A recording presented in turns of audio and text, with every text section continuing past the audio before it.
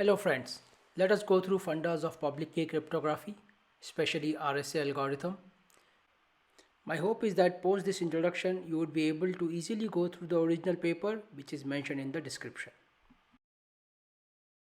The goal is to encrypt a plain message M to a cipher text C and then get that back. We are interested in finding two functions f and g which will do this encryption and decryption.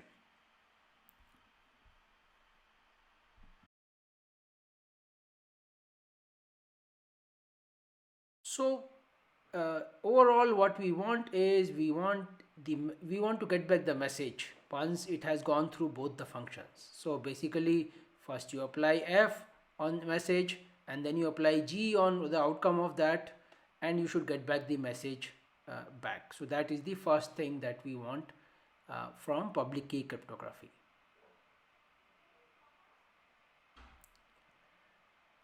Now, what can be an example of f and g? Let's take a very simple use case. So let's say f of x is basically x raised to the power of a. A is some parameter. Now g of x similarly, let's say, is x raised to some other parameter b.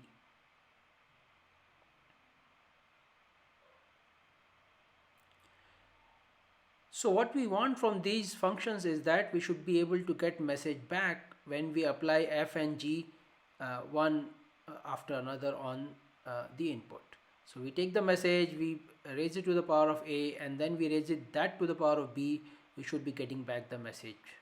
So what that basically means is that m to the power of a b should be equal to m, and if you solve it, you basically want a equal to 1 by b. So if you do that, then it works. The only problem is that a has to be given out in the public and b is with you. So if somebody knows a, then it's very easy to find out the b.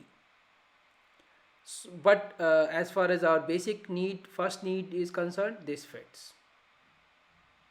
Of course, a should not be equal to 0, otherwise b is 1 by a, that's not defined. Also note that here order doesn't matter. So whether you raise m to power b first and then raise that to a, or the way it is done here, you will get back the same answer. So it helps in two-way public cryptography. If I encrypt, people will be able to decrypt, and if I decrypt, people will be able to encrypt. Okay, now the story gets interesting. So here comes Fermat-Euler theorem. So we want a function f and g which can be used in practical terms. So here is a function that comes from Fermat-Euler theorem. So it says a to the power of phi n mod n is equal to 1. So when a and n are co-primes, then this equation holds. We'll talk about phi n in some time, but think of it as a function that depends on n. So given a and n, we can raise a to the power of something and do mod n, and we'll get 1. Now if we multiply phi n with k, the equation still holds. So a to the power of phi n into any number mod n is also 1. Now let us multiply both sides by a and see what happens. So a to the power of phi n k into a mod of n will give us a. Now this is assuming that a is lesser than n.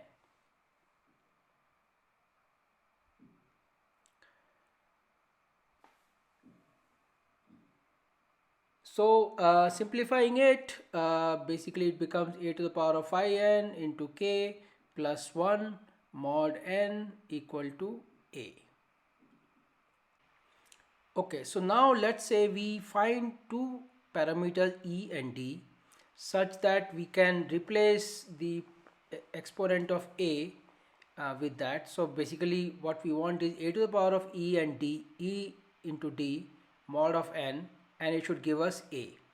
If we can find two things like e and d, then this E and D maps to the function that we want. So f and another way to name it is E, basically some encryption function, and it takes a message M which is in plain text, and it is raised to the power of E mod of n,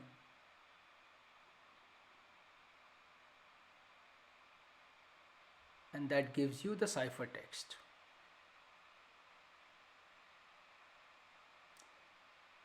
Similarly, G is another function, the decrypt function, which takes the ciphertext, gives you back the message by raising it again to the power of D and mod of n.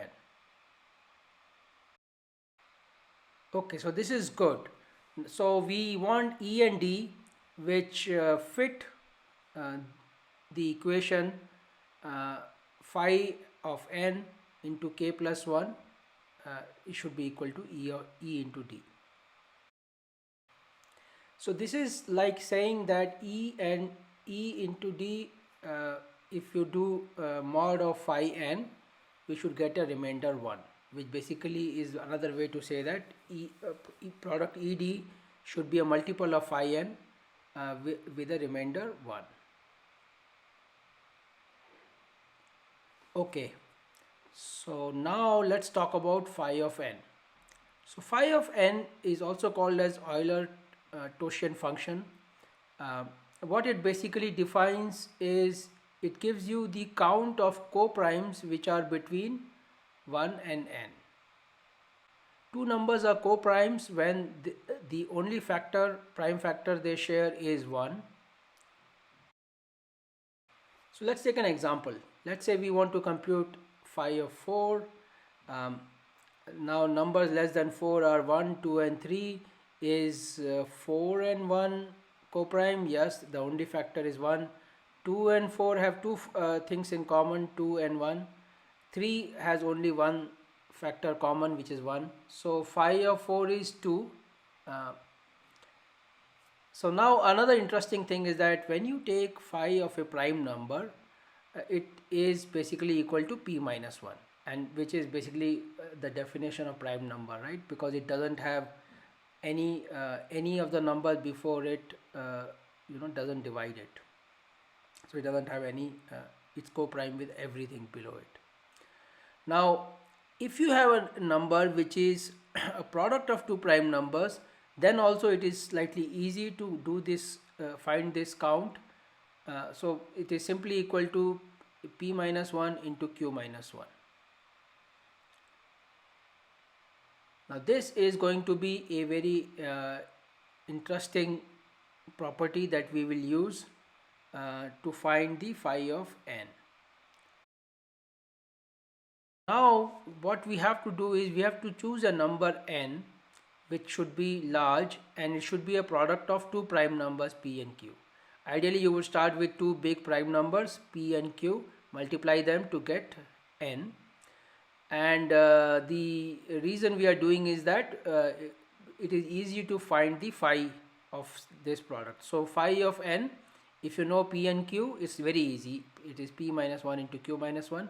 But if you don't know p and q, then it will take you a lot of computation to find phi of n, because you will have to check from 1 to n which are the co-primes, etc. Now once you have got this, the combination of n and e, it becomes your public key. So if you give out these two numbers, people would know how to encrypt, and the combination of n and d will become your private key. And it works both ways. So anything encrypted with private key can be decrypted with public key, and anything encrypted with public key can be decrypted with the corresponding private key. Thank you friends for watching this. I would definitely appreciate feedback. Feel free to comment and send me feedback. Thank you.